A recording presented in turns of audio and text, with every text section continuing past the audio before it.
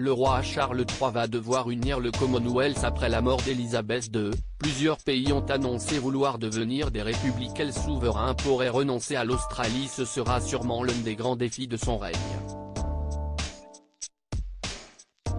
En succédant à Élisabeth II, Charles III a hérité du trône britannique et va devoir s'atteler à garder le Commonwealth uni. Mais plusieurs voix s'élèvent depuis des semaines contre la domination du monarque, à l'image de Paul Keating. Pour l'ancien ministre australien, le nouveau roi d'Angleterre pourrait renoncer à sa revendication sur l'Australie. Selon lui d'ailleurs, cette idée cheminerait dans les esprits des membres de la couronne depuis déjà de longues années et Élisabeth II espérait que l'Australie voterait pour devenir une république lors du référendum mis en place en 1999. Je pense que la famille royale aurait été heureuse que le référendum passe pour être honnête. Je ne serais pas du tout surpris si le roi Charles III, le roi d'Australie, ne se porte volontaire pour renoncer à sa revendication sur l'Australie, a-t-il déclaré lors d'une conférence diffusée en ligne. Paul Keating a mené une bataille pour que l'Australie devienne une république alors qu'il était Premier ministre de 1991 à 1996. Regardez les Français. Les Français avaient une révolution pour leur république. Les Américains ont fait une révolution pour leur république, a-t-il poursuivi. Nous ne pouvions même pas reprendre notre pays à Élisabeth II, qui ne voulait pas. Nous ne pouvions pas prendre le titre de république, même si la monarque aurait été heureuse de nous le donner. Selon lui, un monarque basé à l'autre bout du monde ne peut pas représenter correctement les Australiens.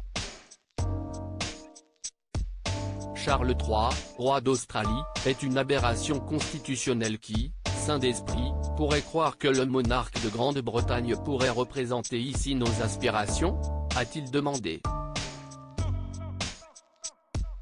Nous occupons l'une des masses terrestres les plus anciennes, l'un des continents les plus anciens de la Terre, peut-être les peuples les plus anciens de la Terre, si est-il tellement pathétique.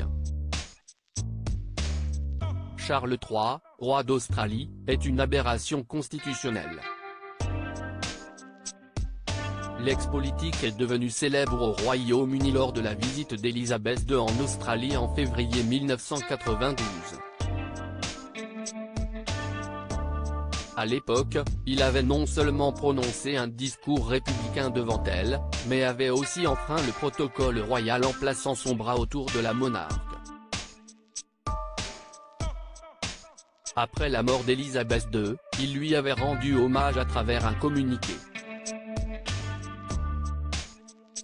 Avec son décès, son exemple de service public reste avec nous comme une leçon de dévouement à une mission de toute une vie dans ce qu'elle considérait comme la valeur de ce qui est à la fois durablement bon et juste, écrivait Paul Keating.